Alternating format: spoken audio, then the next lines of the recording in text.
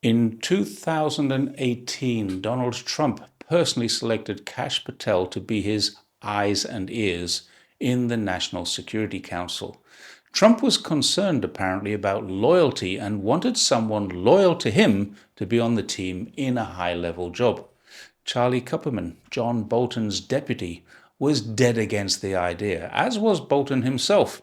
He described Patel as having no politics of his own and 100% sycophant. He also alleged that Patel's resume was resume puffery, which exaggerated his role in some previous investigations. Now, it's possible that Trump was right and there were loyalty issues. Perhaps Patel wasn't so bad. He is, after all, now the director of the FBI. He can't be completely useless. Or can he?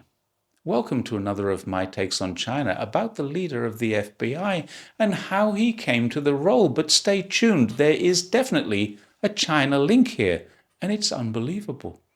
It's quite possible that Patel actually is the most unsuitable person in the world to be heading up what might be the USA's most important investigative and law enforcement body. Because it wasn't just Kupperman and Bolton who were dead against Patel's appointment to high office. He worked in Devon Nunes' department on the Nunes report, which is the report that suggested the FBI has abused its position to illegally and unfairly link Trump to Russia. Patel's a tenacious investigator who was able to link the Clinton campaign and the Democratic National Congress to funding the Steele dossier, the only real document incriminating Trump, which has since then been declared to be false. So in that respect, he isn't such a bad investigator. He's also a trained lawyer who was, according to his professor, neither the best nor the worst in his class. But no one expected he would be in this position sometime in the future. However, he's known to be a leaker. Nunes' staff discussed the fact after secret information was given to a committee, it would be on Fox News 20 minutes later, leaked by Patel, they thought, which in itself is interesting information if true, because Patel is currently trying to get every federal employee to agree to regular screening of their phones, their laptops, as well as polygraph tests to prevent leaks. Perhaps this is another example of every accusation being a confession, as this is so common in the US politics. He knows how easy it is, and he decided to prevent others doing it, or it takes one to know one is another way to say it. So we know he's a good investigator, but why is he the wrong person to lead the FBI? It's simple. In 2020, Donald Trump wanted Kash Patel to be the deputy director of the CIA. Gina Haspel, the then director, threatened to resign if it happened, and Trump backed down so Patel didn't get the job. Trump had suggested Patel be made deputy director of the FBI a few months earlier, and Attorney General Bill Barr, reported in his own memoirs that, and I quote, would happen over my dead body because Patel had, and I quote again, virtually no experience that would qualify him to serve at the highest level of the world's preeminent law enforcement body. What's changed? Now, what's all this got to do with China? This is Jerry's take on China after all, and this is where it gets really interesting. How come a China observer is wasting so much time on an Indian immigrant who's worked his way into one of the most powerful positions in US legal system? Well, despite being a person who allegedly hates leaks, Kash Patel is also a serial guest on many different podcasts. He believes they're a great way to promote ideas, get information out there, and of course, promote his own image by leaking. And he even has his own podcast. It's called Kash's Corner. And here's why this is interesting to me. If you're looking for foreign influence in government, don't look to the Russians.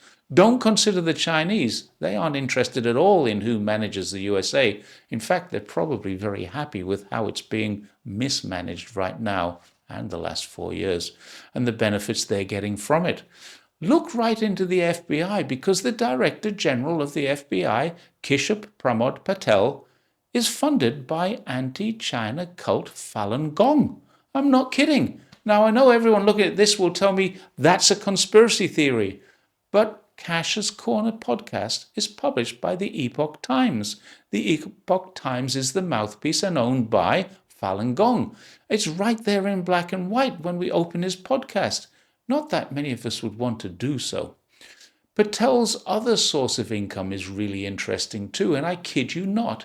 He's written a series of children's books called The Plot Against the King, featuring characters called, and yes, this is real, King Donald, Hillary Quinton, and Baron von Binden, known as Sleepy Joe.